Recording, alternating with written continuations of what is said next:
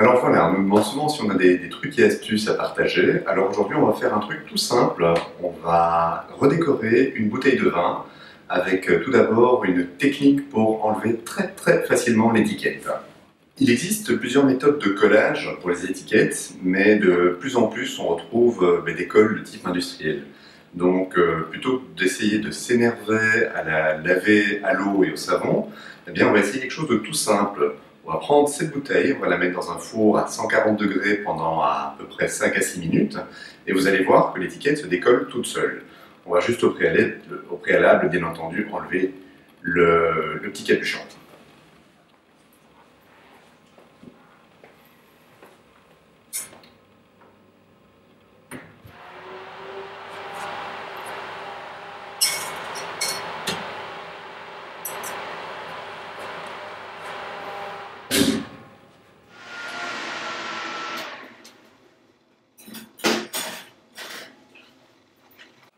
Alors voilà, notre bouteille a passé exactement 7 minutes au four, donc elle est bien chaude. Donc il faut quand même la manipuler avec précaution.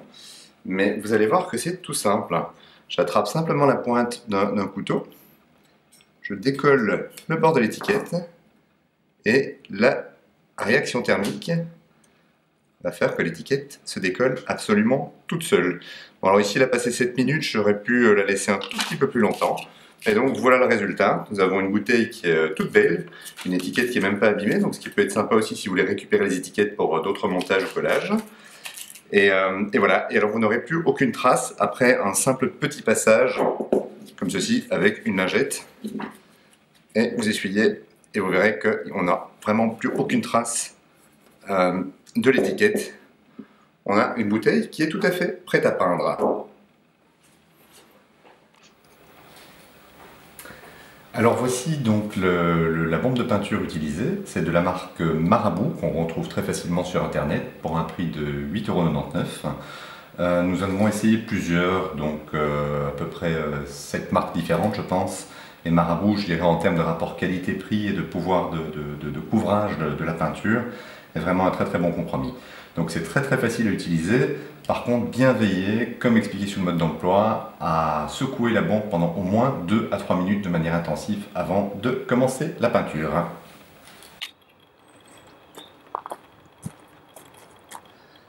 Donc voilà, je suis prêt à peindre, donc je me suis mis en extérieur, je me suis changé parce que évidemment la peinture s'attache. Et alors j'ai pris soin de mettre un petit bout de bois, vous pouvez également utiliser un bouchon de bouteille, qui va vous faciliter la tâche quand vous peignez de manière à pouvoir tourner la bouteille sans toucher la peinture. Donc vérifiez qu'il fasse absolument bien sec et qu'il n'y ait pas trop de vent de manière à pouvoir peindre dans de bonnes conditions. Après avoir bien secoué la bouteille pendant au moins 2 voire 3 bonnes minutes, donc dans un mouvement comme ceci, très important, on va juste procéder à un petit test de peinture. Donc de manière à vérifier que la peinture est bien homogène. Donc ce qui est le cas ici, on n'a pas de mauvaise surface ou de mauvaise adhérence. Donc on va pouvoir commencer à peindre. Pour ce faire, peindre à peu près 20 ou 25 cm de la surface par petites couches successives et tourner la bouteille au fur et à mesure.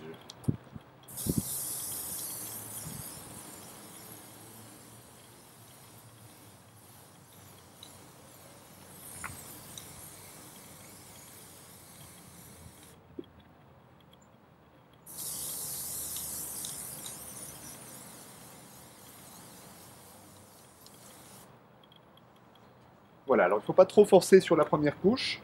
Le temps de séchage est de toute façon extrêmement court. À partir de 2 minutes, on peut recommencer à peindre. Alors vous choisirez évidemment l'effet que vous voulez. Donc soit garder un tout petit peu le verre en dessous de la bouteille, soit avoir un rendu qui est parfaitement optimal. Dans ce cas-ci, on va refaire une deuxième couche d'ici une petite minute.